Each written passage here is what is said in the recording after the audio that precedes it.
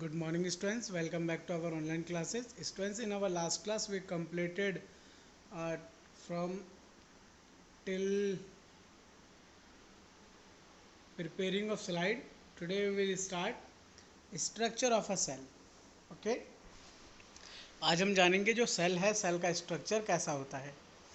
A cell has both living and non living part. जो cell है उसके अंदर लिविंग और नॉन लिविंग पार्ट दोनों ही होता है. The living part present in cell have a definite shape. जो सेल के अंदर लिविंग पार्ट्स होता है उसका एक डेफिनाइट शेप होता है. ओके, स्ट्रक्चर होता है एंड उसका एक फंक्शन होता है. And are commonly called organelles. Okay, उनको हम ऑर्गेनेल्स भी बोलते हैं. And typically there are three major parts seen in all cell except bacteria. Bacteria के अलावा जितने भी सेल्स होते हैं उन सेल्स के अंदर हम मेनली तीन पार्ट्स देखते हैं. कौन कौन से पार्ट्स? पहला पार्ट होता है सेल मेम्ब्रेन, काइटोप्लाज्म है, उसके बाद न्यूक्लियस है. इट मीन्स ये सभी सेल के अंदर आपको मिलेंगे ही मिलेंगे. The plant cell have another part called the cell wall. जो प्लांट्स के सेल होते हैं प्लांट सेल कहलाते हैं और उनके अंदर एक अलग से पार्ट होता है, उस पार्ट को हम बोलते हैं cell wall. Okay, which surrounded the cell membrane. जो किसके सराउंडेड होता है? सेल मेम्ब्रेन के सराउंडेड होता है. And is not found in animal cells. और ये सेल वॉल जो है एनिमल सेल के अंदर नहीं पाए जाते हैं. Now there are the some example of cell. जैसे कि हमारे पास यहाँ पर दो एग्जांपल्स, दो इमेजेस आपको दिख रही हैं. इन इमेजेस को आपको अपने नोटबुक में ड्रॉ भी करना है. Okay, these are the cells. ये क्या है बच्चों? सेल्स है. जो पहला वाला डायग्राम है ये है प्लांट सेल्स और जो दूसरा वाला डायग्राम है वो है एनिमल सेल्स. ओके, आप इसमें देखेंगे प्लांट सेल्स के अंदर आपको सेल वॉल मिलेगा एंड आपको एनिमल सेल के अंदर सेल वॉल नहीं मिलेगा. बाकी इसके अंदर आपको न्यूक्लियस देखने के लिए दोनों में मिलेगा. एंड आप इसके अंदर जब काइटोप्लाज्म देखते हैं तो दोनों में ही आपको मिलेगा. सेल मेम्ब्रेन जो है दोनों में ही आपको मिलेंगी. ओके, ओनली जो सेल वॉल है वो आप देखेंगे सेल वॉल जो है वो ओनली प्लांट सेल के अंदर अवेलेबल होता है. Now observe above diagram carefully. You will see the cell organelles embedded in the cytoplasm. Each organelle present in cell perform the different functions. जो सेल है cell के अंदर अलग अलग जो इनके पार्ट्स हैं वो सभी पार्ट्स अलग अलग वर्क करने में हेल्पफुल होते हैं. सेल मेम्ब्रेन है, उसका क्या काम है? A cell membrane in surrounded in the thin covering called cell membrane. Okay, और the plasma membrane. The cell membrane protect the cell and give it shape. जो सेल मेम्ब्रेन है उसका काम होता है सेल को प्रोटेक्ट करने का और उसको शेप देने का.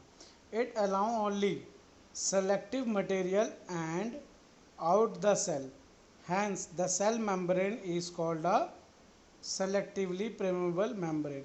It regulates the movement of selected substance with water and mineral in and out the cell.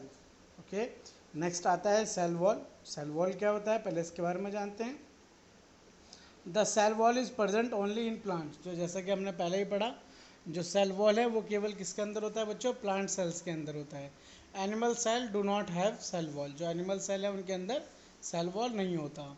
This extra layer provide the rigidity and protection of cells. Okay, as plant do not have skeleton support, the cell wall is completely permeable to all substance. The cell wall contain a large amount of cellulose. Okay, so this was the cell wall. Now nucleus. Nucleus क्या होता है? The nucleus control the major function of cells. Nucleus का काम, जो भी cell काम कर रहा है उसको फंक्शन, जो भी फंक्शन कर रहा है सेल उसको कंट्रोल करने का काम करता है न्यूक्लियस. जैसे कि हमारे बॉडी के अंदर हमारा जो ब्रेन होता है वो क्या करता है? हर चीज़ को कंट्रोल करता है. वैसे ही आप कह सकते हो कि ये जो न्यूक्लियस है this is the brain of cell. ये सेल का ब्रेन है बिकॉज ये क्या करता है? पूरे सेल के फंक्शन को ऑर्गेनाइज करता है. नेक्स्ट आता है the nucleus is surrounding by a membrane called the nuclear membrane. जैसे कि आपको डायग्राम में दिख रहा है ये न्यूक्लियस है. न्यूक्लियस का सबसे आउटर पार्ट जो है वो हमारा कह रहा था. ये जो डायग्राम, इस डायग्राम को आप देखिए, पहला आ रहा है न्यूक्लियर मेम्ब्रेन, फिर न्यूक्लियस है. ओके, ऐसे क्रोमोसोम्स है. ओके, न्यूक्लियोप्लाज्म में ये पूरा स्ट्रक्चर है न्यूक्लियस का। नाउ अगला आता है काइटोप्लाज्म। काइटोप्लाज्म में क्या होता है? Cytoplasm is a jelly like the fluid, जैसे जेली होती है उस टाइप का ये फ्लूइड होता है सेल के अंदर, that is called cytoplasm. Many organelles are embed in the cytoplasm. Next हमारा आता है गोल्गी एपेरेट। गोल्गी बॉडीज भी हम बोलते हैं।